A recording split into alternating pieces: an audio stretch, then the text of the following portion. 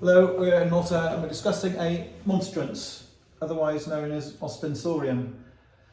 They're not something you see in England very much, though they do exist in England. There's something you see in Europe very much, Catholic Europe, and you see a lot in South America. And there are South American ones which are solid gold, made of 6 or 7 kilos each. And there's quite a lot of interesting stuff on the internet about these monstrances in South America, which the Spanish were trying to retrieve to get back to Spain, and many were not actually taken. So there's a lot going on with these things. There's one in the Vatican City, and they're widely used in Malta still. And this particular one is a French one, and I'll explain why later. The shape is the usual shape. There is a processionary element to these things, traditionally. The idea is to display the sacrament, or the wafer, the biscuit that is given out at communion. And the bracket that holds the biscuit slides in on this little channel. Now it's missing in this occasion, and the bracket is sometimes kept in a separate place. There are technical words for the bracket, there are technical words for where it's stored. And it sort of is semi-Judaic, this storage in sacramental boxes and tabernacles is Judaic in pedigree. Extremely technical and complicated. I'm not going to embarrass myself by discussing it. So you have this lunette with a sunburst and a cross, which very unusual is not broken. That's very unusual. And it is meant to hold this biscuit. Now I don't know the procedure if the congregation is too big for the biscuit. I don't know what they do in Malta. I know in England the biscuit has to be finished by the cleric, and all the communion one has to be finished by the cleric at the end of the communion.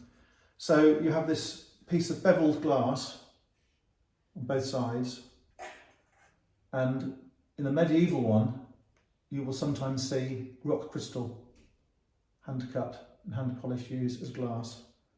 And you will sometimes see, with a processionary one, it would be on a stick and it would be marched around the church and shown. So this is not a processionary one, though the pedigree is processionary. It is a tabletop one, or an altar top one, I should say. So it's used for the sacrament. It's gilded. This one isn't gold, obviously, it's gilded.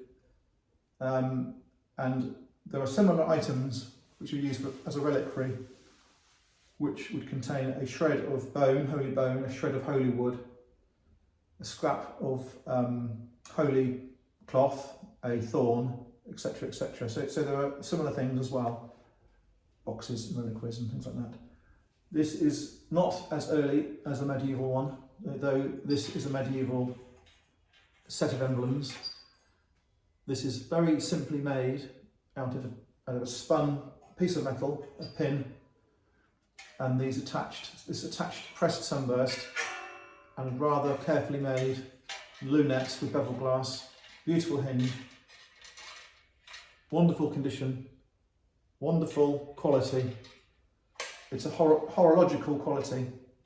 It's almost the quality of a fine wristwatch, the hinge and the glass. It's that sort of thing. This one is French. It's got Latin text, which alludes to Paris, and I did Latin at school, but I don't know what it says. I'll have a guess. Angel.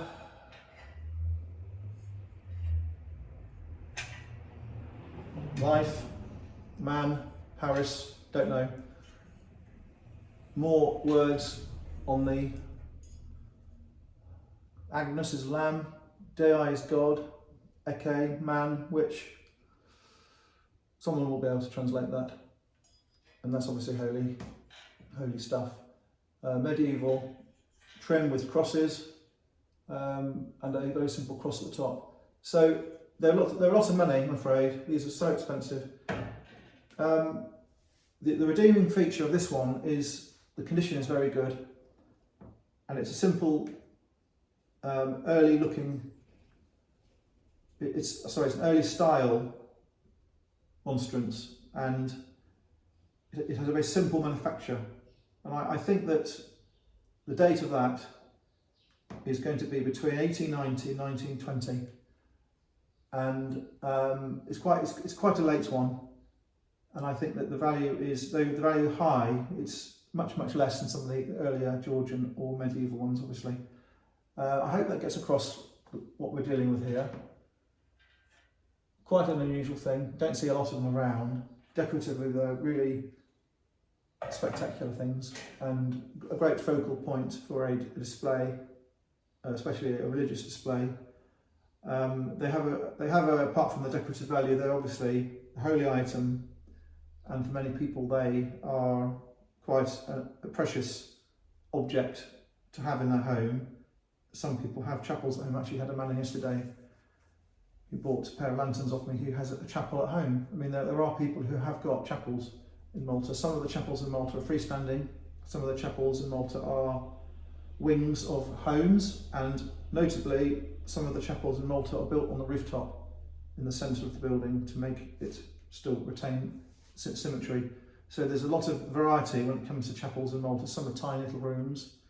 Some are rooms that look like a wardrobe off a bedroom. That's very much a Spanishy Italian thing.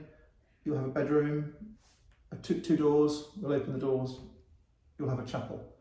There'll be a pregia where you can kneel down, there will be an altar, candlesticks, painting, a crucifix, lantern, incense burner, and all the things that you get in Catholic chapels, whether it's France, Italy, Spain, or England even. So it's a very specialist market, and I think that it's really, there's a lot of technicality to it and a lot of jargon to it, and I think that to have one in your home is a really very nice thing indeed. Thanks for looking.